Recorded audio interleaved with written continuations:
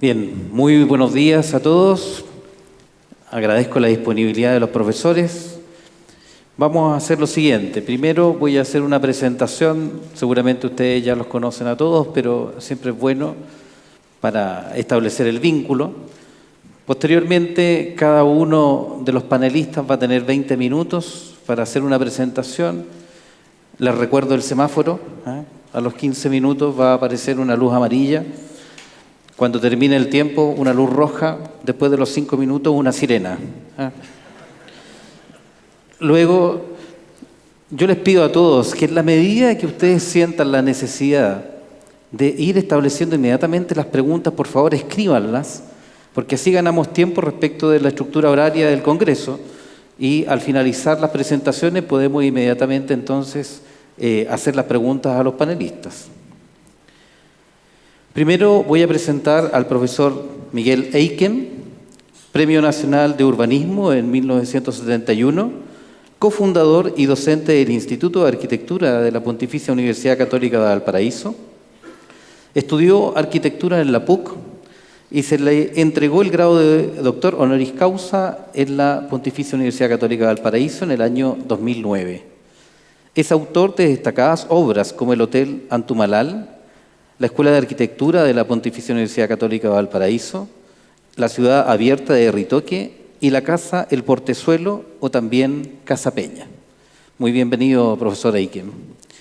También vamos a presentar a el padre Fernando Montes, desconocido para todos ustedes, sacerdote jesuita, rector de la Universidad Alberto Hurtado, sociólogo, teólogo y pensador, miembro de la Academia de Ciencias Sociales, Políticas y Morales desde el año 2014.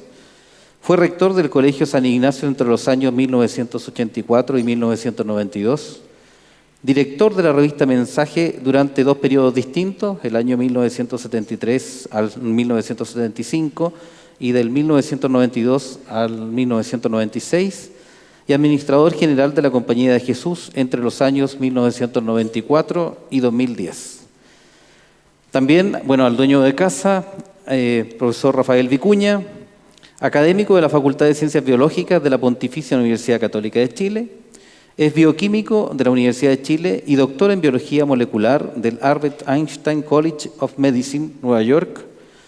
Integra el Consejo Directivo de la Pontificia Academia de Ciencias desde 2009 y fue nombrado miembro del Consejo Pontificio de la Cultura el año pasado por el Papa Francisco.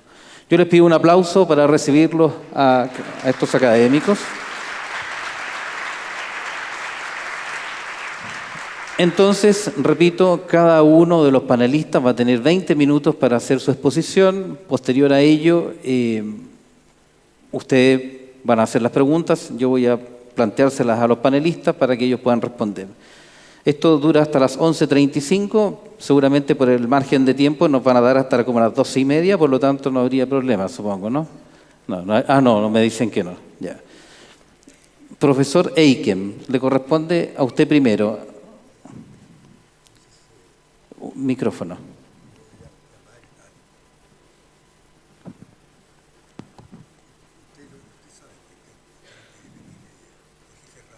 Jorge Ferrada va a hacer la lectura que preparó el profesor Eiken. Por favor, profesor Ferrada, tenga la amabilidad de doctor de la Pontificia Universidad Católica de Valparaíso, ¿no? Sí. Muy amable. Muy buenos días.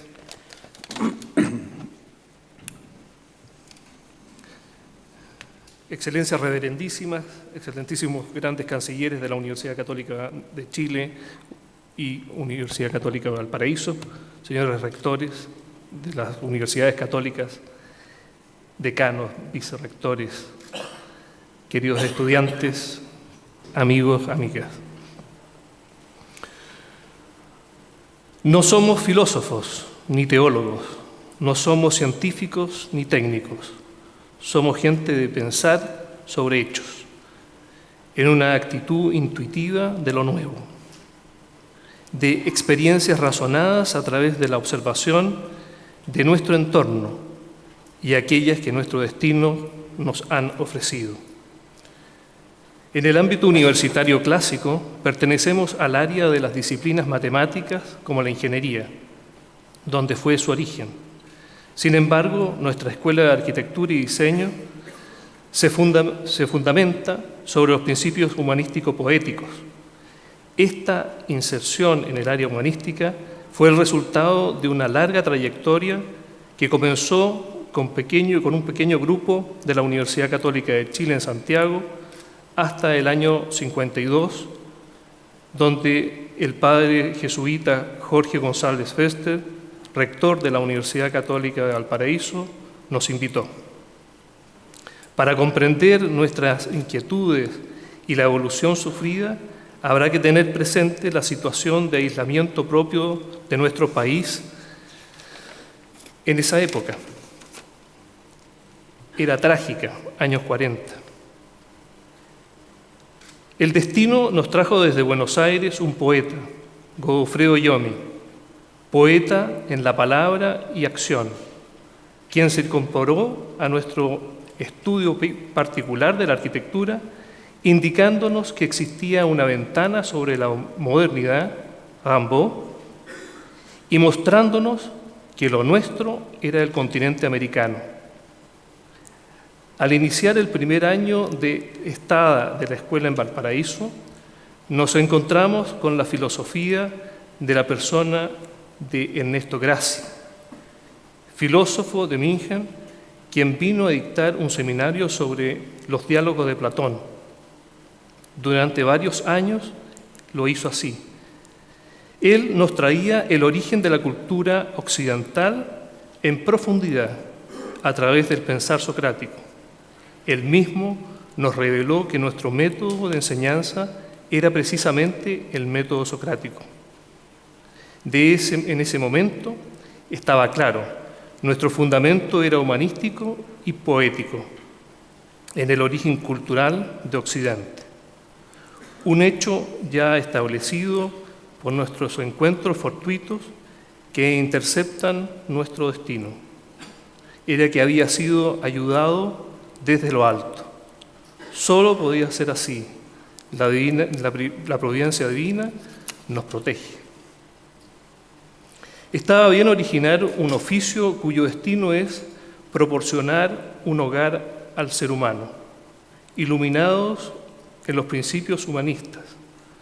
Pensamos que el Dios creador instaló al ser humano en un hogar natural a designio incompleto. El ser humano, su última creación, hecha a su semejanza, semejante en su propiedad creativa, estaría destinado a completar este hogar natural. Mostrar esta realidad era nuestro camino universitario. Descartes, continuador de Platón en los tiempos modernos, decía: el hombre, rey y dominador del universo. Nuestro patrono en la escuela, San Francisco de Asís, diría: ir a favor de las leyes naturales, trabajar en amistad con los fenómenos del entorno físico y en el cual habitamos. Conforme a esta luz, conociendo y descubriendo el ser de los fenómenos para trabajar con ellos y no combatirlos. El ejemplo mundano reciente, la aventura de la misión Apolo para llevar al hombre a la Luna, vence la gravedad partiendo vertical hacia arriba. Dimensiones para lograr esta locura: altura del cohete Saturno V, 110 metros por 10 metros de diámetro, lleno de combustible especial, explosivo, con un peso de 2.900 toneladas. Dimensiones difíciles de imaginar, astronómicas. Esto fue realizado en el año 69. En años recientes, un gran diseñador aeronáutico, Burt Rutan, se propuso llevar 10 turistas fuera de la atmósfera, a esa zona del cielo negro del día, donde orbitan los satélites artificiales, solo pagando sus pasajes. Empresa Virgin. Era un vuelo de avión normal, más una nave bajo el ala. ¿Cómo se logra este récord? Con otro fin, otro espíritu, no el de vencer las fuerzas naturales. Podríamos decir con un espíritu franciscano, humilde. Con amor, pidámosle ayuda a la atmósfera, a nuestra hermana atmósfera, al aire que nos rodea, y con ayuda de la hermana gravedad que nos permite estar de pie e igualmente construir edificios, también su atracción sea igual a la energía desarrollada por la velocidad de la nave dentro de la atmósfera, como cualquier avión en forma económica. Esta nave, a nivel de los satélites, va navegando con la gravedad cero, balanceada por la fuerza centrífuga de su trayectoria. Está volando gratis. Desde aquí, seguir a la Luna sería escasa energía. No hay nada que vencer, todas las fuerzas equilibradas. No hablemos de la economía en esta empresa, al límite. Estamos en otro mundo, sencillamente en relación al Apolo. Este es el principio de lo que hoy día se llama sustentable, en relación a la explotación del planeta, la verdadera economía que sustenta al universo. Desde la Facultad de Arquitectura y Urbanismo, en donde se inscribe el Instituto de Arte, se entiende que la arquitectura es un oficio para proporcionar un bien útil al ser humano. Ella tiene un destino utilitario, por consiguiente no posee la libertad exigida por la obra de arte. No obstante, una obra por sí misma puede alcanzar un cenit en su perfección en su concepción como un nuevo ente bajo el cielo, complementando así la creación. Perfección en su factura realizada con amor, con precisión, con medidas armónicas, la belleza de sus formas. Alcanza así la categoría de obra de arte como el Partenón en la Acrópolis de Atenas. A este proceder, con originalidad, perfección y gratitud, podríamos llamar la santidad de la obra, complementar así la obra divina, siguiendo este espíritu de proceder aportando nuevos entes al mundo. Nos hemos esmerado en este acceder con esa humildad y esa formulación creativa de la economía material equilibrada. Estas concepciones no se oponen al grandor, a la magnitud del proyecto ni al obrar. Ella es más compleja. De tal modo hemos desarrollado grandes proyectos urbanísticos, modelado esto a través del espíritu. Asimismo, se han realizado diversas edificaciones cuyas particularidades son la levedad, la continuidad del espacio, la libertad de materiales, la economía de procedimientos, lo elemental de sus soluciones, el respeto por el lugar natural, el respeto del suelo, del sol, del horizonte, de la circulación del aire, del agua. Todas ellas formulaciones del sustentable tan necesario hoy en día. Frente a esta realidad practicada, nuestra escuela se orienta en la forma profundamente universitaria. Practica la enseñanza de estos principios aludidos, la forma de pensar y la forma de ver. Los estudiantes son inducidos a practicar la observación, a aprender a observar de una manera activa, dibujando con sus propias manos la ciudad viva, los actos humanos inspirados por el espíritu invisible. De este modo, conocerlos, igualmente enfrentando a la obra, deben tomar conciencia de los fenómenos invisibles del entorno espacial que habitamos, como ser el aire que respiramos y debemos renovar, el rayo de luz, la cual inunda el mundo que nos rodea, ese rayo misterioso que nos transporta desde el sol la energía, aquella que genera vida, toda aquella que hace posible nuestra vida sobre la tierra. Este rayo milagroso es invisible, pero no para la arquitectura, la cual debe aprender a guiarlo, a inventarlo, a trabajar con ella. La misma gravedad necesaria para nuestra existencia y nuestro obrar sobre el planeta es una fuerza invisible. Con ella debemos construir, desplazarnos, volar. Hechos reales dibujados por los estudiantes, invitados el año pasado a Lausanne por una universidad suiza a trabajar con ellos. Se expone dicho trabajo con el título que ellos mismos colocan, Penser par ça.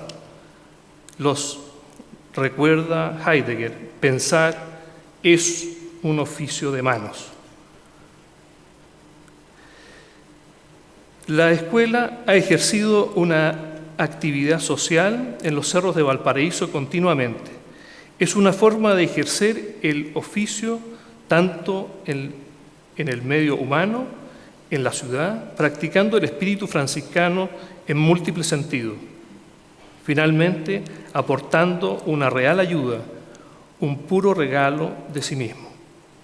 Esta escuela ha desarrollado una actividad comprometiendo al estudiante en diversas maneras el curso de cultura del cuerpo, los torneos, los talleres de obra, actividades llevadas a cabo en la ciudad abierta, campeonatos deportivos entre universidades.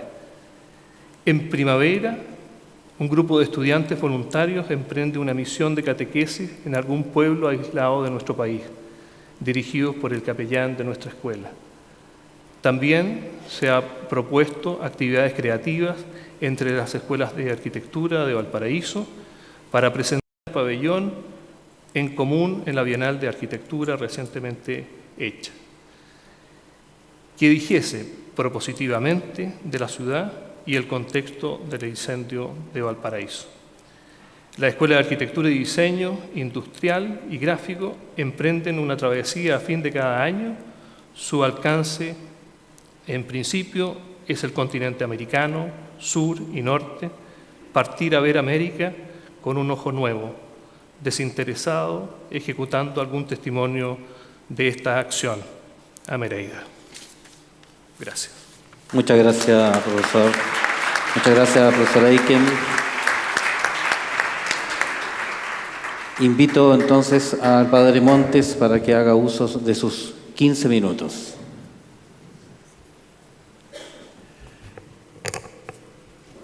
Bueno, en razón del tiempo, saludo a las autoridades genéricamente. Aunque tengo el texto escrito, prefiero hablar. El Papa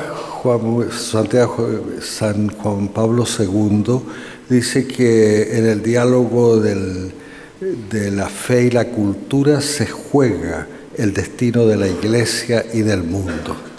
Y yo quisiera, ante todo, como este panel habla del diálogo fe, ciencia y cultura, decir que es muy distinto el diálogo con la ciencia que el diálogo con la cultura.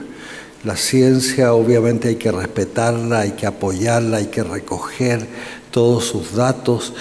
Sin embargo, el diálogo con la cultura es una cosa más vasta y más profunda, creo yo. Para lo cual es bueno definir brevísimamente las cosas.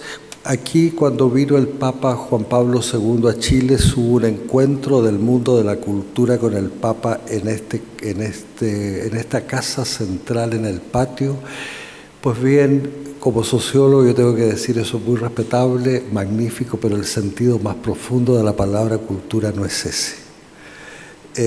Y es algo antropológico extremadamente importante. La antropología alemana nos hizo pensar a final del siglo XIX la diferencia entre el hombre y el animal. El animal es pura naturaleza, nace programado, tiene su ADN y lleva en la mochila lo que necesita para vivir. El ser humano, el más digno de los vivientes, nace con su naturaleza y sin embargo hay que echarle en la mochila lo que necesita para vivir. Vale decir, por de pronto el lenguaje. Nosotros nacemos vacíos, sin valores, nacemos sin cultura. Y eso es un regalo que hace la sociedad, que echa la mochila, que nos permite ser humanos. Esto es muy importante para la ética, como voy a decir enseguida, de modo que la cultura es un ambiente, es algo social que recibimos de la sociedad y que es parte de nosotros, intrínseco.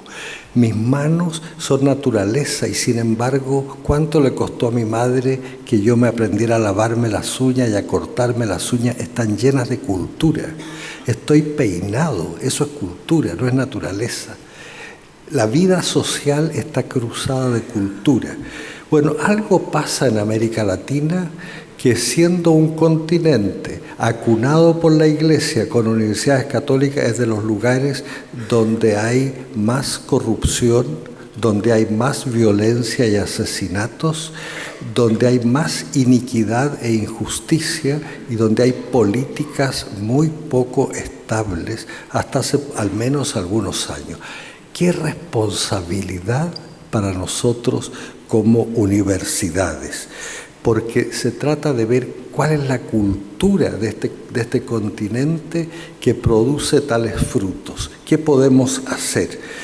Y es interesante porque yo creo que la Universidad de América Latina ha sido bastante alienada de la reflexión de su cultura. Ahora mismo nos imponen criterios de calidad y tenemos los mejores investigadores como locos haciendo publicaciones easy y no primariamente preocupados del fenómeno cultural. Por ejemplo, que nos hemos perdido la confianza en Chile. Eso es muy importante. García Márquez, yo quería leerlo, pero no hay tiempo, tiene un discurso espléndido cuando recibe el premio Nobel y describe lo curioso, lo pintoresco y lo rara que es América Latina. Y habla a los europeos y nos habla a nosotros que no tenemos las categorías porque hablamos en el fondo con lenguajes europeos y no entendemos nuestra realidad. ¡Qué desafío para la Iglesia y para una universidad! La teología de la liberación no deja de ser significativa con todo lo discutible que puede ser. 500 años repetimos lo que se producía en Europa. Cuando estudié teología yo sabía los autores europeos, ni un solo latinoamericano relevante en 500 años en teología, salvo tal vez el Concilio de Lima, pero pobrísimo.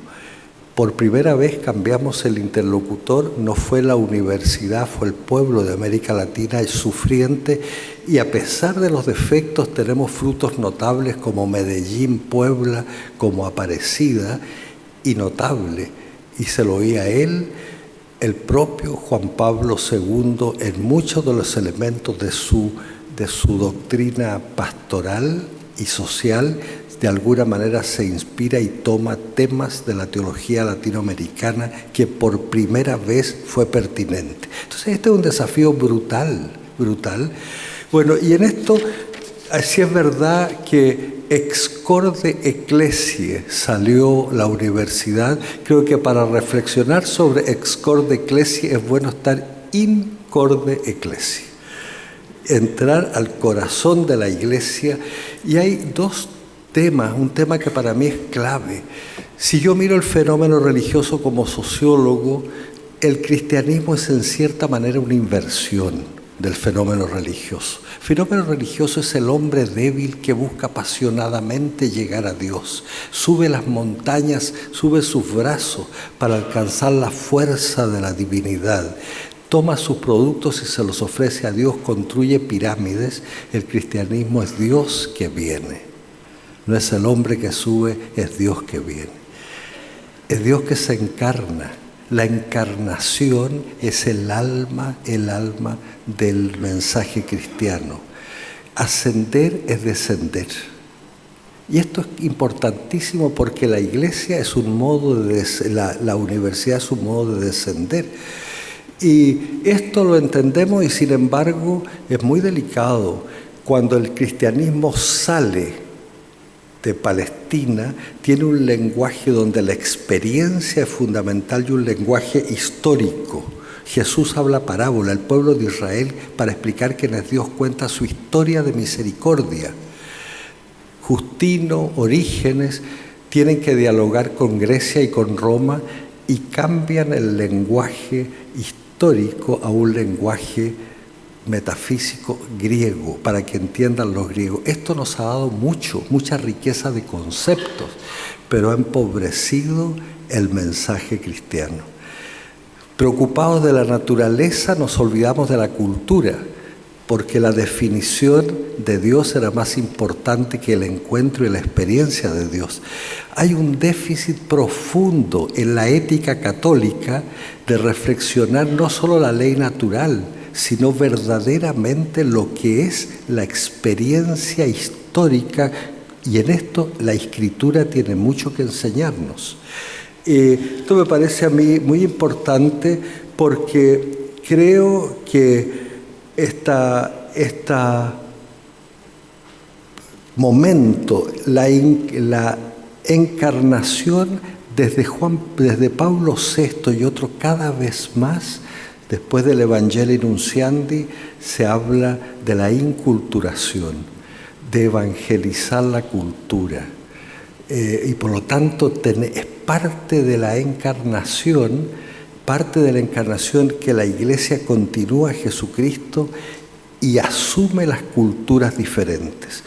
Hoy día la Iglesia está desafiada no solo a dialogar con el mundo greco-latino, sino con todo el mundo y con América Latina. Y la universidad es un factor esencial para este proceso encarnatorio que es de inculturación.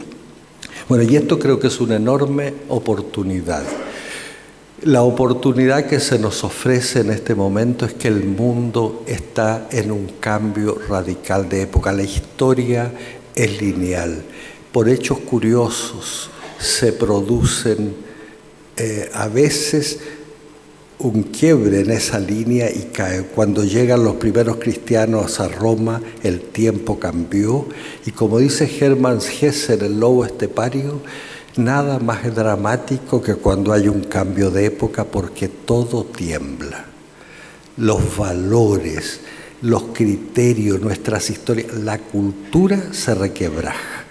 Marcela Serrano, una de nuestras literatas, dice una frase que a mí me gusta mucho, dice: nos sabíamos todas las respuestas de memoria y nos cambiaron las preguntas. Y esta es la verdad. Qué terrible para la Iglesia, que tiene que hablarle a un joven de hoy día. La universidad tiene que estar dispuesta a eso, a analizar, a comprender que el ser humano se mueve y está modelado mucho por su cultura. Los jóvenes de hoy están modelados por el internet, tienen los musculitos de estos dedos mucho más desarrollados que yo, porque es una nueva y radical cultura, pero es una enorme oportunidad. Si uno lee la literatura moderna, los últimos premios Nobel, Patrick Modiano, Mo Yan y el premio Nobel Gao Xinyan, los dos chinos, el libro de un hombre solo, Café de la juventud perdida, Coetze, el premio Nobel de África del Sur, La infancia de Jesús, dramática la soledad, las búsquedas, la falta de sentido. Esta es una oportunidad para el cristianismo como nunca, pero tenemos que expresarlo de una manera que sea inteligible, para que tenga un diálogo, que aprendamos de la cultura humildemente y aportemos a la cultura.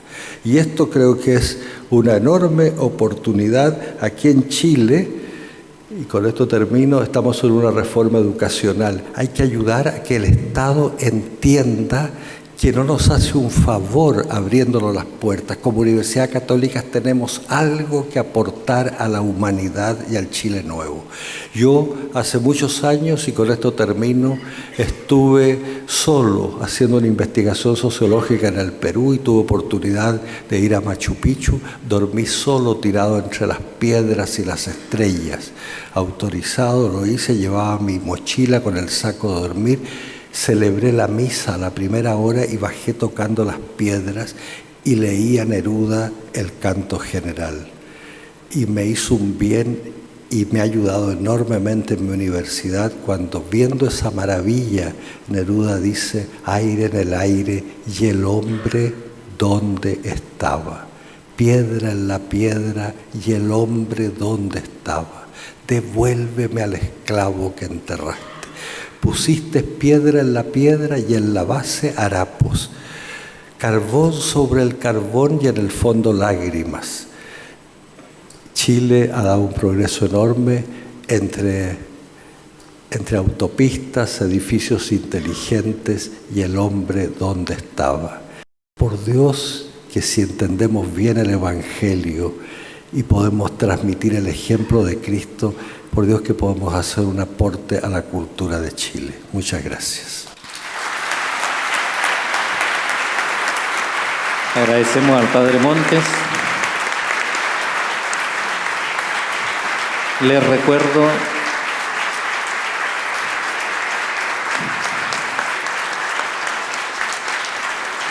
a todos ustedes que en la medida que vayan teniendo preguntas, podemos agilizar posteriormente el debate con ustedes. Por lo tanto, les pido que me vayan haciendo llegar esas preguntas. Rafael, muchas gracias. Bueno, muy buenos días, señor cardenal, señor rector, monseñor Ángelo Sani, señores obispos, rectores, autoridades, profesores. En este panel que estamos abordando, el diálogo de la fe con la cultura y la ciencia, voy a referirme específicamente al diálogo de la fe con las ciencias naturales. Para muchos, el ejercicio de un diálogo ciencia-fe puede parecer algo extemporáneo, porque en tiempos que las ciencias naturales parecen explicarlo todo, ¿qué espacio habría para la fe o para la religión? En algunos círculos, particularmente del hemisferio norte, este interrogante adquiere un carácter francamente confrontacional. Este es el caso, por ejemplo, del movimiento denominado Nuevo Ateísmo, al cual adhieren científicos de renombre que producen abundante literatura y que gozan de un privilegiado acceso a los medios de difusión. Seguramente varios de ustedes han leído alguno de los libros de Richard Dawkins, el más célebre de los nuevos ateos. Pero hay muchos otros. La agresividad con que se está dando el debate lo ilustro con una cita de Peter Atkins, un profesor de química de la Universidad de Oxford. Comillas: los científicos, con su confianza implícita en el reduccionismo, tienen el privilegio de estar en la cumbre del conocimiento y de ver más en la verdad que cualquiera de sus contemporáneos. Los científicos liberan a la verdad del prejuicio. Mientras la poesía encandila y la teología ofusca, la ciencia libera. Esa es la pildorita de Atkins. Esta actitud altanera, que no solo la encontramos en científicos ateos, tiene su origen en un error epistemológico fundamental, cual es el de no saber distinguir los diversos ámbitos del conocimiento.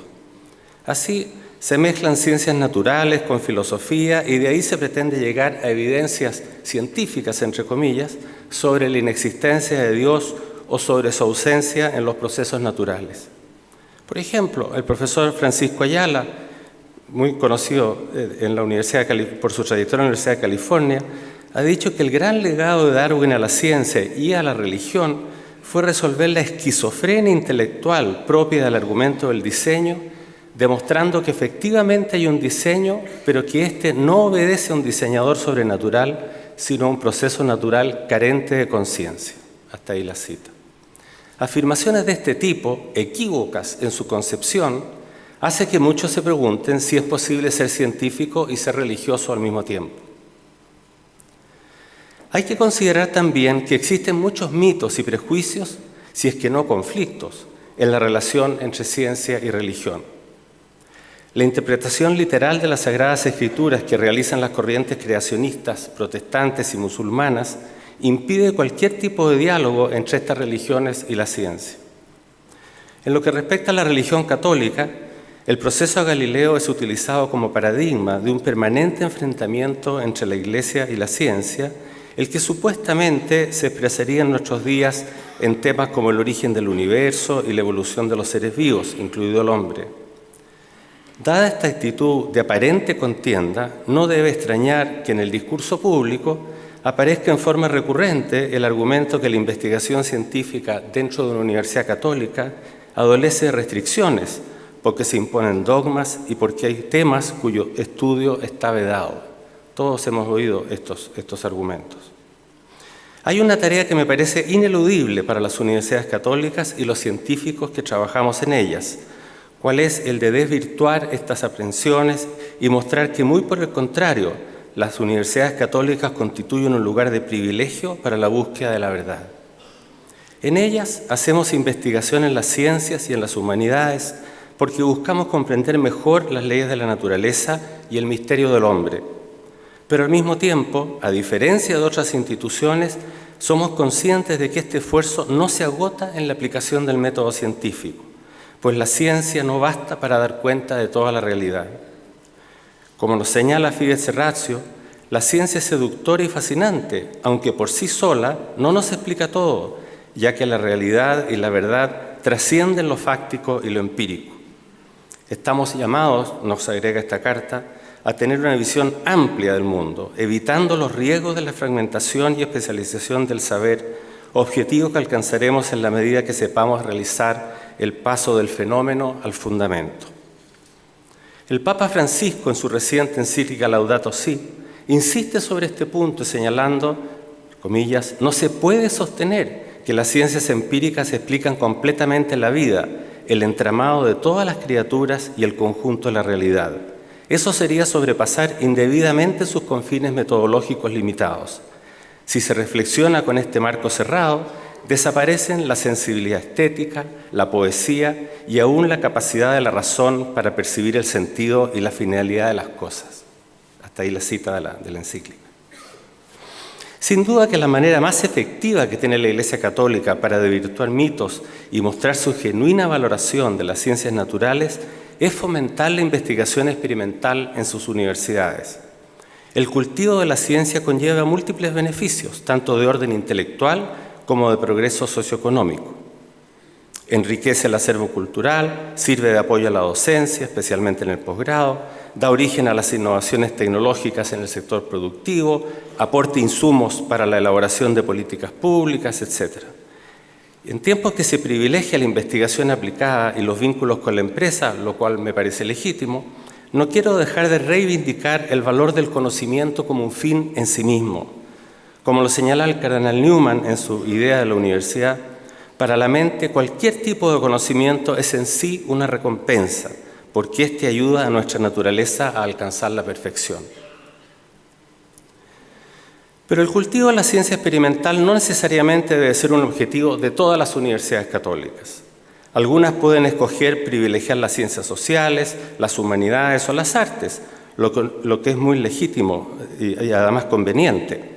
Estas instituciones pueden hacer otro tipo de contribuciones para destacar los vínculos de la Iglesia con la ciencia y también para enriquecer el diálogo ciencia-fe. Por ejemplo, el análisis y difusión a la sociedad de los numerosos pronunciamientos de la Iglesia respecto a temas científicos específicos aparece como algo muy necesario. Estos se pueden encontrar en cartas encíclicas, en constituciones conciliares, en informes de comisiones ad hoc convocadas por la Santa Sede y en decenas de discursos papales pronunciados en instituciones de educación superior o en plenarios de la Academia Pontificia de Ciencias. En estas fuentes se podrá siempre constatar un estímulo a la exploración de la naturaleza y una actitud propositiva respecto al buen uso de los conocimientos para el beneficio de la humanidad. Otro aporte muy bienvenido sería una profundización de los estudios sobre hombres consagrados que hicieron señeras contribuciones, ya sea a la filosofía de la naturaleza en siglos pasados o a la ciencia moderna más recientemente. Los casos abundan y son francamente notables. San Alberto Magno, Roger Bacon, Nicolás Copérnico, Matteo Ricci, Lázaro Spallanzani, Juan Ignacio Molina, Gregorio Mendel, Giuseppe Mercalli, Pierre Teilhard de Chardin, Georges Lemaitre, el padre del Big Bang, que él no lo llamó así, pero él fue el que concibió la teoría. Hay muchísimos casos. Y a pesar de esta mutuamente enriquecedora relación entre la Iglesia y la ciencia, sobre la cual se podrían negar muchas otras muestras, no deja de llamar la atención el hecho de que Escor de Clece aparece algo tímida respecto al cultivo de las ciencias naturales en las universidades católicas. Muy al comienzo, en el número 1, declara que una universidad católica comparte con todas las demás universidades aquel gaudium de veritate, tan caro a San Agustín, esto es el gozo de buscar la verdad, de descubrirla y de comunicarla en todos los campos del conocimiento. Luego, más adelante, siempre dentro de la misión distintiva de la Universidad Católica, señala la importancia de proclamar en nuestra época el sentido de la verdad. Eso está en el número 4. Agregando que la Universidad Católica está llamada a explorar audazmente las riquezas de la revelación y de la naturaleza, para que el esfuerzo conjunto de la inteligencia y la fe permita a los hombres alcanzar la medida plena de su humanidad creada a imagen y semejanza de Dios. Es esta la única mención explícita al cultivo de las ciencias naturales que contiene la encíclica, a pesar de que el conocimiento científico es un ingrediente fundamental en la búsqueda de la verdad. Pero esta excelencia científica, que puede ser una meta en el caso de las universidades no confesionales, es solo el punto de partida para las universidades católicas. Es aquí donde aparece el sello que las distingue, cuál es la proyección del conocimiento obtenido a una dimensión que trasciende el método experimental, haciéndolo entrar en un fructífero diálogo con la filosofía y con la teología en búsqueda del significado que éste pueda tener en el contexto de la revelación. Esta búsqueda de la unidad, que es una inquietud muy genuina del hombre, puesto que el mundo se le presenta como un todo, se destaca como un objetivo específico de las universidades católicas en el número 16 de Exor de Ecclesia.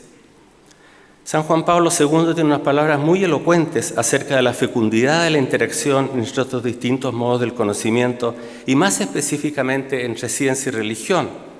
En una muy citada carta al padre George Coyne en el año 88, que en ese tiempo era el director del Observatorio del Vaticano, manifiesta lo siguiente: la ciencia, decía él, puede purificar a la religión del error y la superstición. Y la religión puede purificar a la ciencia de la idolatría y de los falsos absolutos. Cada una puede atraer a la otra a un mundo más amplio, un mundo en que ambas puedan progresar. Más recientemente, el Papa Francisco ha destacado en Lumen Fidei cómo es que la fe amplía los horizontes de la ciencia. Y yo voy a leer esto porque yo pienso, rectores, que párrafos como este deberían estar en placas en las facultades de ciencia de nuestras universidades. Esto dice la encíclica: la mirada de la ciencia se beneficia así de la fe. Esta invita al científico a estar abierto a la realidad en toda su riqueza inagotable. La fe despierta el sentido crítico, en cuanto que no permite que la investigación se conforme con sus fórmulas y le ayuda a darse cuenta de que la naturaleza no se reduce a ellas. Invitando a maravillarse ante el misterio de la creación, la fe ensancha los horizontes de la razón para iluminar mejor el mundo que se presenta a los estudios de la ciencia. Y por su parte, Exor de Ecclesia nos indica que la vital interacción de los dos niveles del conocimiento es la única verdad conducente a un amor mayor de la verdad misma y contribuye a una mejor comprensión de la vida humana y del fin de la creación.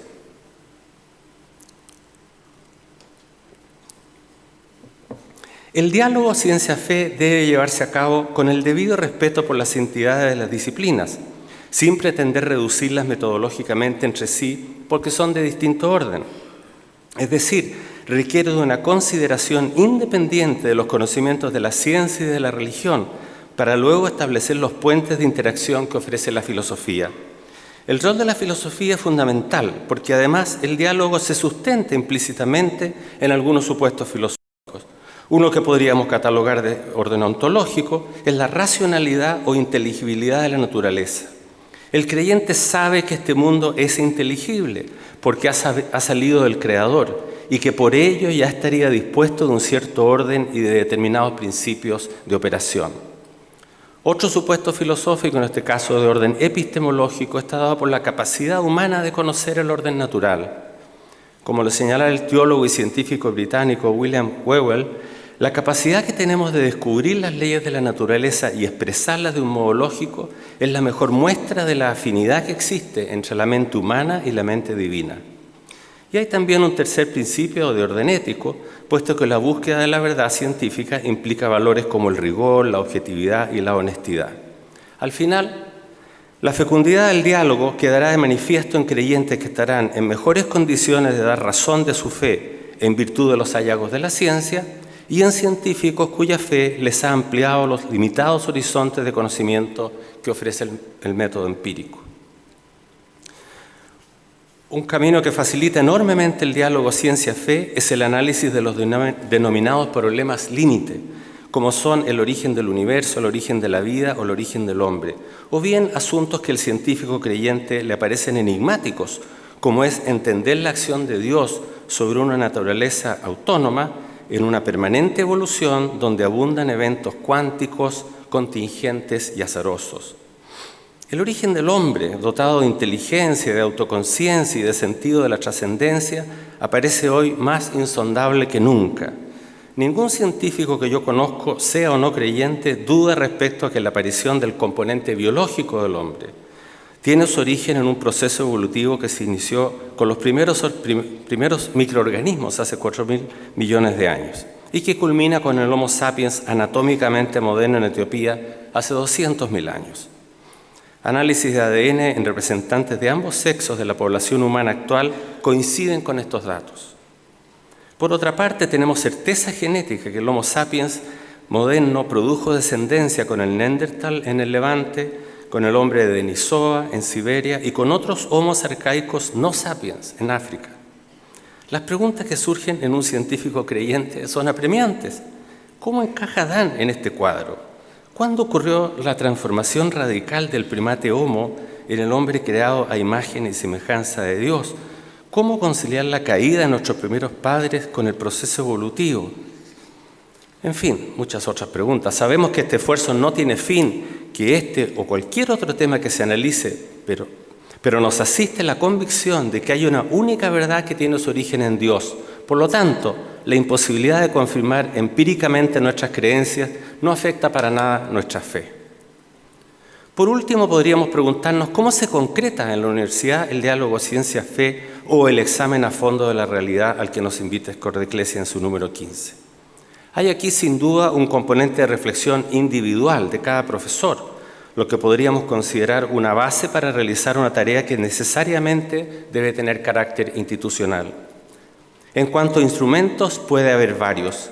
Yo quiero destacar el concurso de investigación para académicos al que convoca anualmente la pastoral de esta universidad en conjunto con la Vicerrectoría de Investigación, a pesar de que la mayoría de los proyectos presentados no están en el área de las ciencias naturales. Hay que hacer un esfuerzo ahí. Un tipo de organización que aparece particularmente adecuada para el diálogo ciencia-fe es el de un centro interdisciplinario, en especial para una universidad como esta que nos cobija hoy día, que cuenta con facultades de excelencia en las ciencias naturales, en filosofía y en teología. En el hemisferio norte hay varios ejemplos que pueden servir de modelo. Pero también podría pensarse en centros que congreguen a varias universidades católicas, lo que sin duda conduciría a una sinergia muy enriquecedora, puesto que cada institución contribuiría con sus académicos más destacados. Termino ahora. Sea con estos u otros instrumentos, el diálogo ciencia-fe resulta ineludible si queremos emprender con plenitud el requerimiento que hace Scordeclesia a las universidades católicas de todo el mundo de, comillas, unificar existencialmente en el trabajo intelectual dos órdenes de realidades que muy a menudo se tiende a oponer como si fueran antitéticas: la búsqueda de la verdad y la certeza de conocer ya la fuente de la verdad. Este mandato nos evoca el ejercicio de la razón sobre el conocimiento, como lo llamara el cardenal Newman, o la ampliación de los espacios de nuestra racionalidad, abriéndola a las grandes cuestiones de la verdad y del bien, a lo cual frecuentemente nos invitara el pontífice emérito Benedicto XVI. Muchas gracias.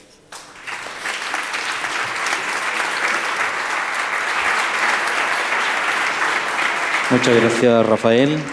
Muchas gracias a cada uno de ustedes. Bien, primero una acotación. Debo pedir disculpas porque efectivamente llegaron muchas preguntas, no todas van a poder ser abordadas por un tema de tiempo. Tengo yo que seleccionar las preguntas, por lo tanto pido perdón, insisto, porque hay algunas que no vamos a considerar. Estoy tratando de hacer un resumen de aquellas, incluso hay algunas que están dirigidas a alguna persona en particular. Yo voy a tratar de generalizarlas un poco, por lo tanto espero entiendan la situación. Una primera pregunta para los tres. Dentro de un contexto de una sociedad donde el saber se encuentra fragmentado, pregunta es, ¿qué pistas nos dan para enfrentar esta situación en las instituciones de educación superior? Por favor, profesor Eiken, el micrófono lo tiene a un costado.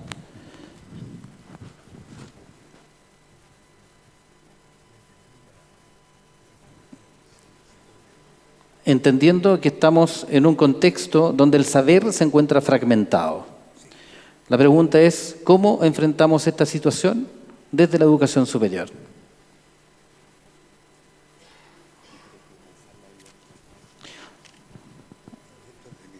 Sí, está abierto.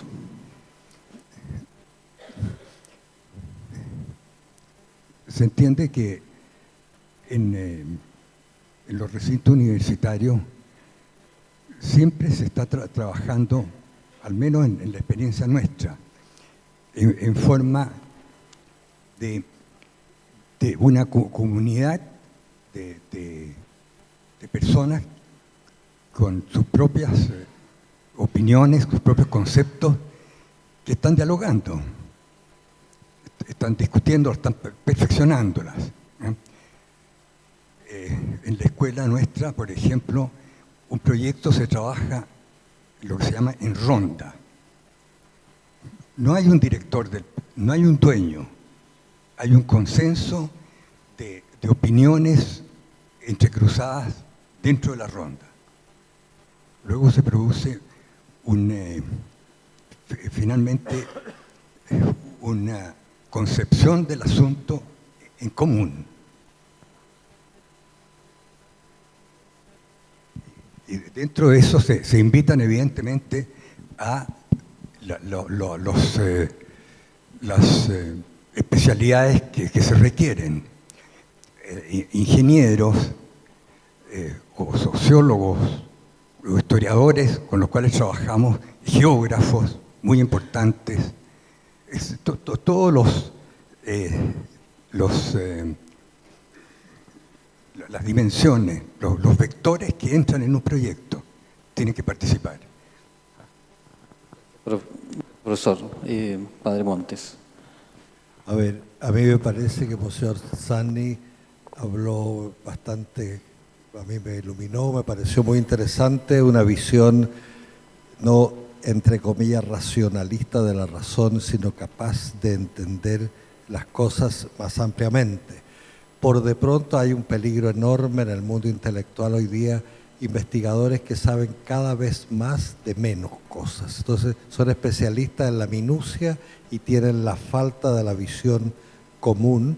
Por eso es indispensable por de pronto la multidisciplinaridad, que nos complementemos, que revisemos que la razón no se limita solo a lo racionalista. A veces lo más importante de la vida no es comprobable. Yo no puedo comprobar que otra persona me va a dar sí, no me ama, a lo mejor está engañándome. Yo conozco por confianza y eso supone tener una razón muy, muy fina. Además, yo espero que quienes estamos en el mundo intelectual escuchemos a los pobres. Yo estudiando en Lovaina, estudié el marxismo a fondo, la escuela de Frankfurt, Adorno, etcétera, y en un momento me dio un poco de vergüenza hablar de mi fe con mis maestros. Y ahí releí la escritura y revisé lo más importante que yo había aprendido en mi vida. No lo aprendí en una universidad, me lo enseñó mi vieja mamá María, una mujer de campo sencilla y limpia como el agua, una mujer de Chépica que me enseñó a amar y a ser amado. Me enseñó a respetar a los demás.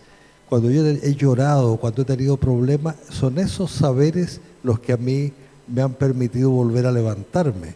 Y eso no son los títulos académicos, y de modo que es vital una visión compleja donde el pobre tiene algo que decir porque a veces sabe más, se le han enseñado cosas que Dios no se las revela a los ricos y a los poderosos. Entonces es importante que la universidad sea muy pluridimensional.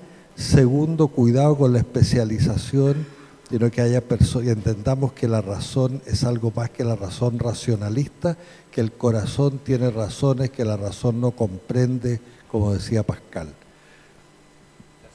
Padre Rafael. Bueno, el método científico ha sido extraordinariamente efectivo como instrumento para producir conocimiento. No veo yo otra máquina mejor que esa, más eficiente. Pero claro, tiene el problema que conduce como es reductivo, conduce a la especialización.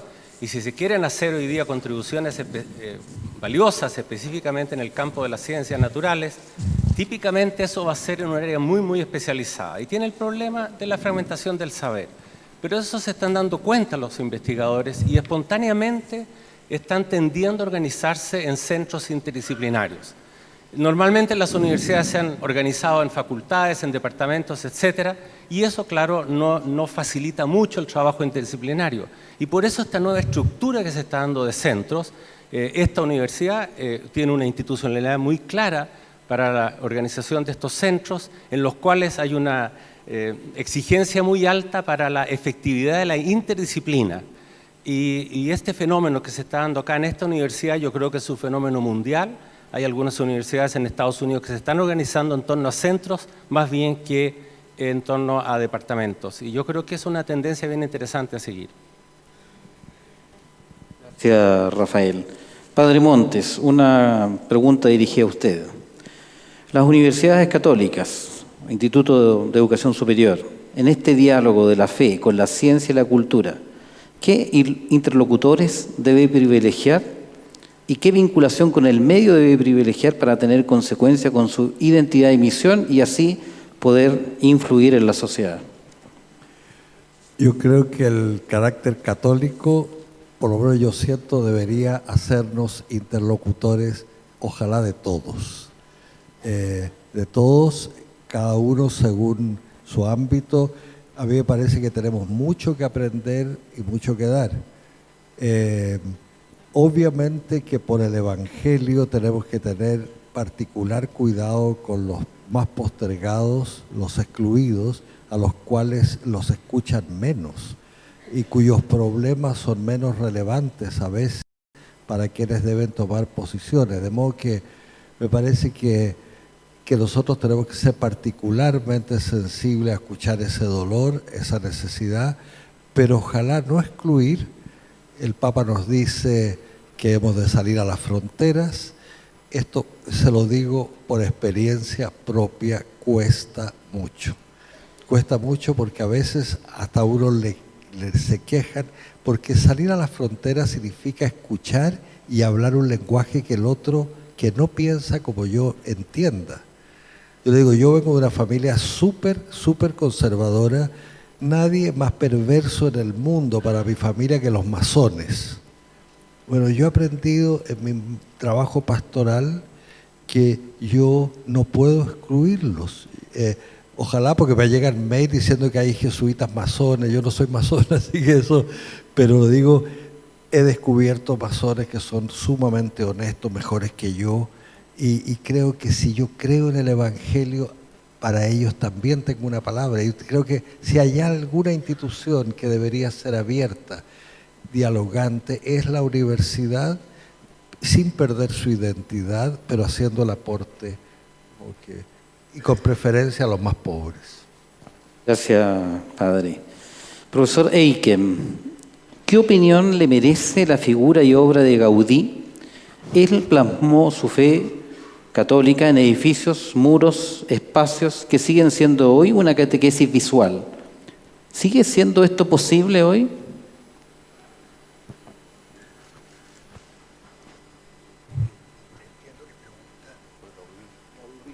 Entiendo que pregunta si es posible la experiencia de Gaudí. Exactamente. Yo creo, no sé si es un asunto personal, que cuando un ser humano toca algo original, algo de eso que en el texto se citó como complementando la creación divina, lo que dice con ese punto de partida, con esa visión, permanece, por lo menos permanece durante la existencia del ser humano sobre la Tierra. Todo lo que descubrió y vio con ese ojo especial, como muchos artistas, Gaudí es absolutamente moderno.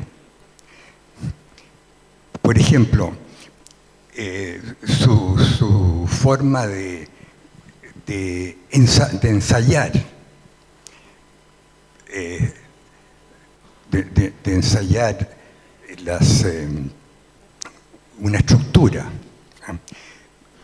haciendo colgar una cuerda en forma de cadena, digamos, bisagrada cada centímetro, libremente, que adquiere una curva, que no es una curva matemática, podríamos llamarla aquí una curva empírica, resultado de un hecho natural, es reconocer un hecho natural.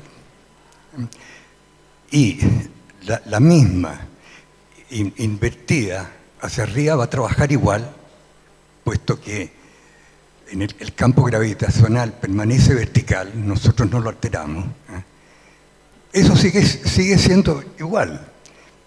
Por ejemplo, esa experiencia nos sirvió en una obra nuestra en la Ciudad Abierta para hacer lo siguiente. Teníamos que calcular la presión del viento en una torre hecha por una estructura de muchas piezas. No podíamos fabricar un túnel de viento, ni los túneles de viento existentes en otras universidades servían para la escala que requería nuestra experiencia. Entonces aparece el ingenio de Gaudí. Vamos a cambiar lo que para él era el campo gravitacional en un campo de velocidad homogénea. El viento, la atmósfera, ¿qué es lo que es el viento? Una masa de atmósfera que se desplaza. Luego la interpretamos en forma homogénea. Colgamos una maquette de la pared, donde todas las piezas, todos los elementos verticales, todos los pilares, estaban horizontales. La gravedad era el viento. Fue un ensayo de una precisión absoluta, la precisión de las leyes naturales. Gracias, profesor. Rafael, en un contexto en que la ciencia se ve como enemiga de la religión, ¿cómo cambiamos la mentalidad de que la ciencia no es el opuesto a la religión? ¿Y qué diferencia a un científico religioso con un no creyente? Bueno, respecto a cómo cambiar esa creencia que en mi experiencia existe, en particular en el hemisferio norte, ¿no? Porque hay muchos prejuicios, hay historias. Y ya lo decía yo en mis palabras anteriormente, una muy buena manera de hacerlo es a través de produciendo ciencias en las universidades católicas, los científicos católicos dando testimonio de su fe, no diciendo que hacen una ciencia católica, porque la ciencia es la ciencia, pero no tener temor a poder mostrar que hay compatibilidad entre la ciencia y la fe.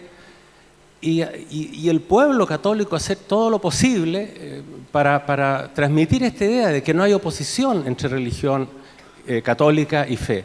No nos hacen muchos favores algunas religiones fundamentalistas, porque la gente las mete todas en una misma bolsa, no hace distinciones.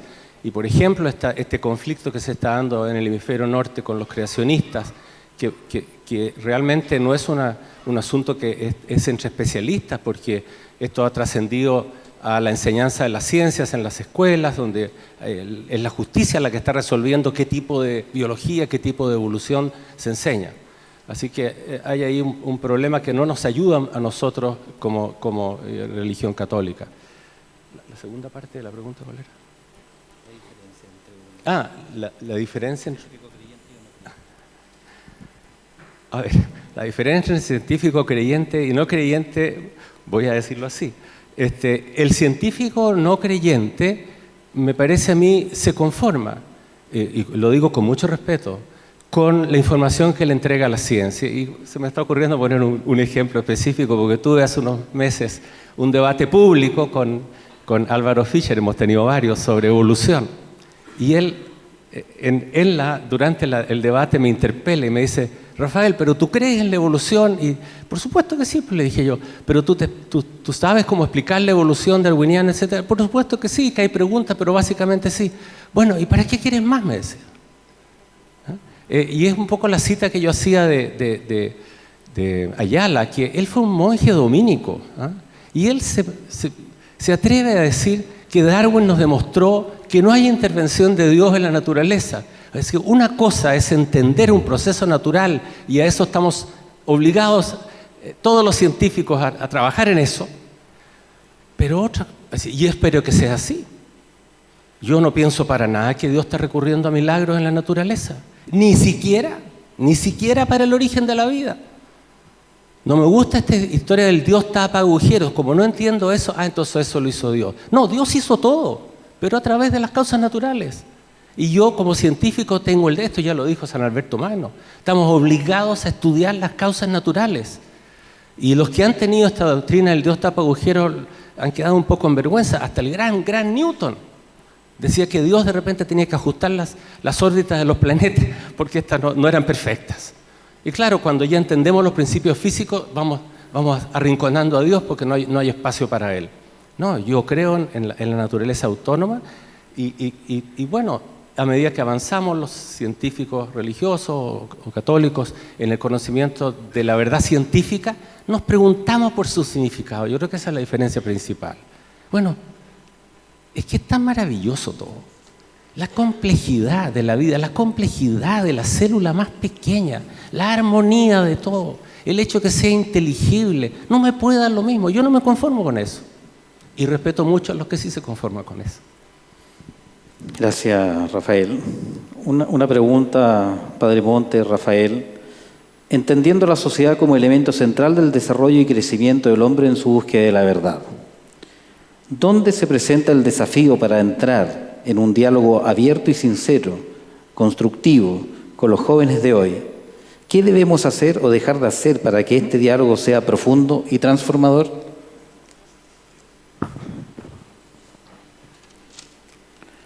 Bueno, los jóvenes de hoy están inmersos en una cultura que es interesante, que como uno ve, por ejemplo, a personas científicas como Ernesto Sábato, que era un gran físico, que en su último libro, Antes del fin, y en Hombres y Engranajes, muestra lo peligroso que es una técnica que pierde su relación con la humanidad y que termina aplastándote.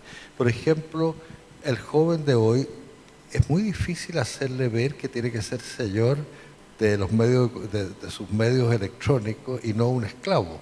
Hace pocos días se fundó en Santiago, se abrió en Santiago una exposición de juegos electrónicos. Antes de abrir la exposición había 45.000 entradas vendidas.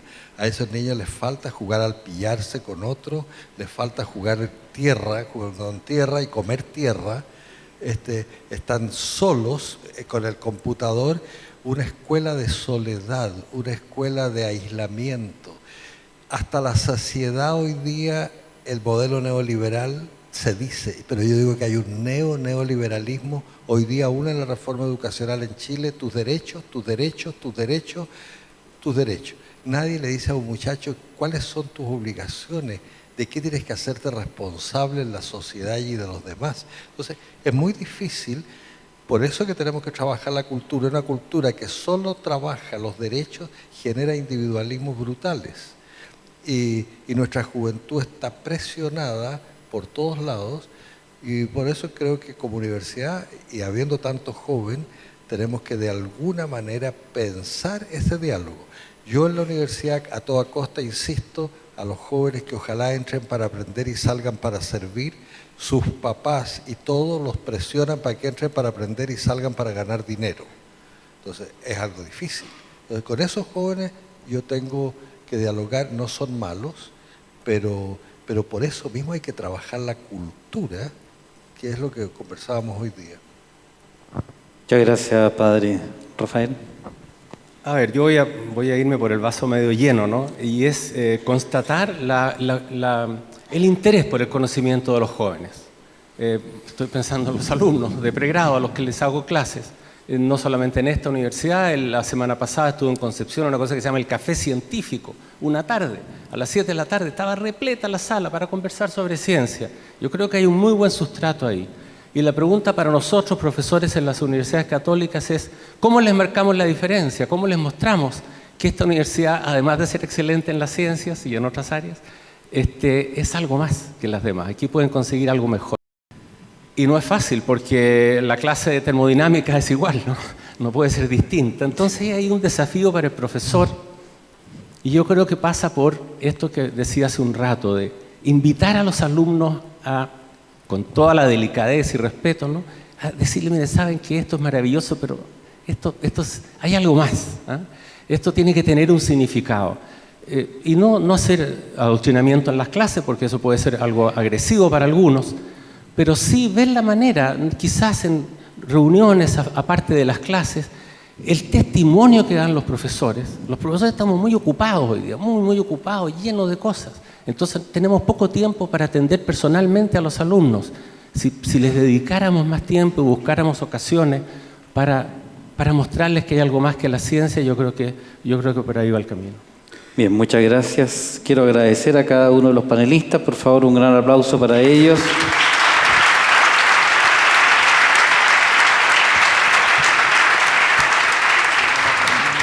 Tal vez permítanme solo un minuto a la organización, un minuto.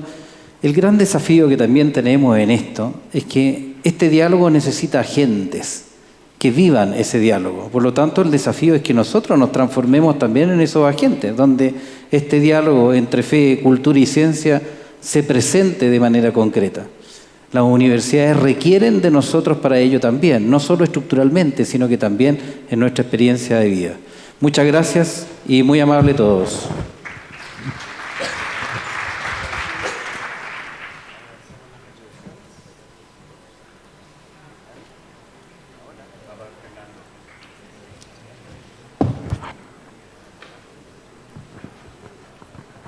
Bueno, agradecemos las reflexiones de nuestros panelistas e invitamos al rector, don Ignacio Sánchez, a entregar un recuerdo a los panelistas. Se trata de una pieza de aluminio que representa la imagen del Cristo ubicado en la entrada del campus San Joaquín. Esta es una obra que creó el artista y profesor de esta universidad, Hernán Puelma. La obra original mide aproximadamente 4 metros y fue hecha con fierro fundido.